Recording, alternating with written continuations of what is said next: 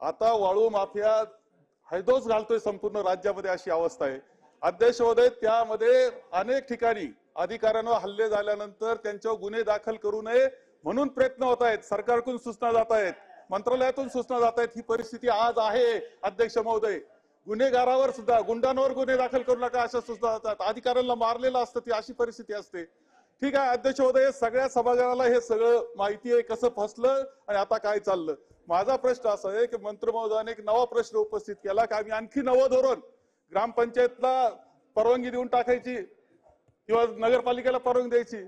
अध्यक्ष माझं म्हणणं मंत्री महोदयाला एवढंच आहे की पुन्हा एकदा अधिकाऱ्यांबरोबर बसा, विधी व न्याय लोकांबरोबर बसा आणि असं धोरण तुम्ही मुक्त मनानं सांगितलं, असं धोरण आपण आणू शकतो का नाही हे फक्त या अधिवेशनात सांगा।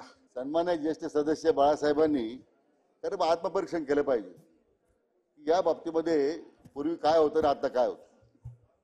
अध्यक्ष महोदय, पूर्वीचा इतका पूर्वी जो हायदोस त्यांच्या काळात होत होता थेट म्हणजे या पूर्ण ह्या सगळ्या व्यवसायाला राजकीय आश्रय देण्याचं काम हे अध्यक्ष महोदय त्यांचा आदर राखून सांगतो की त्यांच्या मंत्रिपदाच्या काळातच घडलं सगळं। अध्यक्ष महोदय, आपण ते कुठेतरी रोखण्याचा प्रयत्न केला म्हणून त्यांना त्याचं दुःख त्यांना आहे अध्यक्ष महोदय। आता दाखवू देतो हे पूर्णपणे संरक्षण देत आहेत, गुंडांना माफियांना संरक्षण देत आहेत आणि आरोप आमच्यावर करतायत अध्यक्ष महोदय। ठीक आहे अध्यक्ष महोदय, म्हणजे स्वतः आरोप करताना दुसऱ्यावर राजेश मिळतो फोन, त्यामुळे मला वाटतं दुसऱ्यावर आरोप करताना आपण स्वतः भान ठेवलं पाहिजे की आपल्या काळात काय घडलं होतं।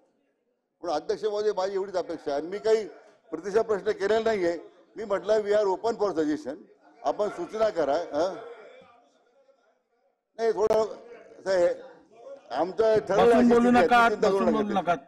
आणि अध्यक्ष महोदय त्यांनी जी सूचना केलेली आहे ते निश्चितच अधिकाऱ्यांच्यावर बसून आणखीन काय याच्यामध्ये आपल्याला धोरणामध्ये बदल करता येईल का, आणि मी म्हटल्याप्रमाणे ग्रामपंचायत नगरपालिकेला ते अधिकार देता येईल का, ही ऑनलाईन पद्धतीमध्ये जो अध्यक्ष महोदय त्यात होणारे परिणाम आहेत।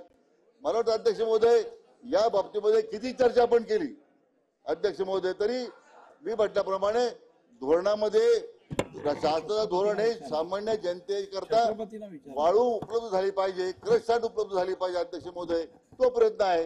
विना याच्यामध्ये मी म्हटल्याप्रमाणे जे जे त्या धोरणावर सुलभता आणता येईल ती करण्यासंदर्भात शासन बांधील अध्यक्ष महोदय।